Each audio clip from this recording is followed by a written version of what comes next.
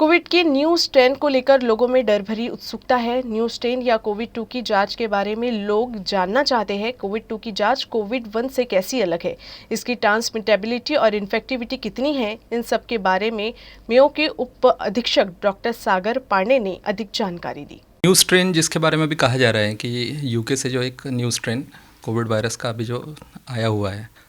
इसके टेस्ट में basically difference ऐसा होता है कि नॉर्मल जो आरटीपीसीआर टेस्ट हमको करना है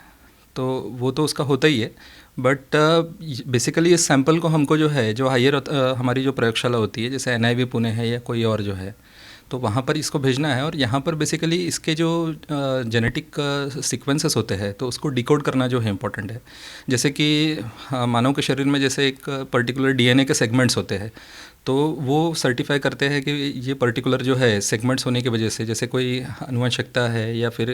किसी संतान की अगर जांच करना होता है तो पर्टिकुलर एक डीएनए सेगमेंट्स की हम लोग जांच करते हैं और उसके कोड से हमको पता चलता है कि ये पर्टिकुलरली उनसे मैच हो रहा है।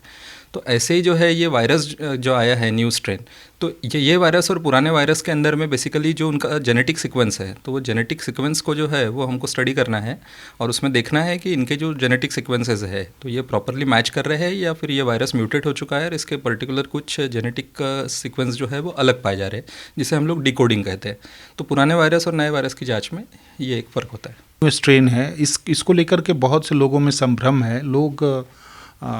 डर भी है, तो आप क्या कहेंगे? देखिए, जो भी स्टडी इसके ऊपर में हुआ है, जो शोध इसके ऊपर में किए जा रहे हैं, पर्टिकुलरली यूके में ऐसा है कि ये न्यू स्ट्रेन जो है ये सितंबर महीने में जो है वहाँ पर सबसे पहले जो है यूके में पाया गया था। उसके बाद में अक्टूबर महीने में जो है वहाँ पर काफ़ी केसेस जो है यूके में बढ़े हैं, नवंबर में बढ़े हैं और अभी दिसंबर में ऐसा हुआ है कि वहाँ पर केसेस जो है काफ़ी पीक पर है। तो उनके रिसर्च में ऐसा पाया जा रहा है कि बेसिकली ये वायरस जो है बेसिकली इसकी ट्रांसमिसिबिलिटी और वायरुलेंस जो है वो काफ़ी ज़्यादा है। कुछ एक स्टडीज़ में हम लोग देख रहे हैं कि 50 से 70% जो है तो बेसिकली इसकी ट्रांसमिसिबिलिटी जो है वायरस की ज़्यादा है और मानव कोशिकाओं पे जो ये असर करता है और जिस तरह से ये अटैच होता है तो उसका बेसिकली जो है प्रमाण भी जो है वो 70% तक के ज़्यादा है। तो ऐसा हम लोग बोल सकते हैं कि इसका infectivity as well as transmissibility rate जो है तो वो ज़्यादा है, बट अल्टीमेटली ये वायरस जो है ये काफ़ी स्टेबल है ओवरऑल। इतनी जल्दी जो है इसमें एक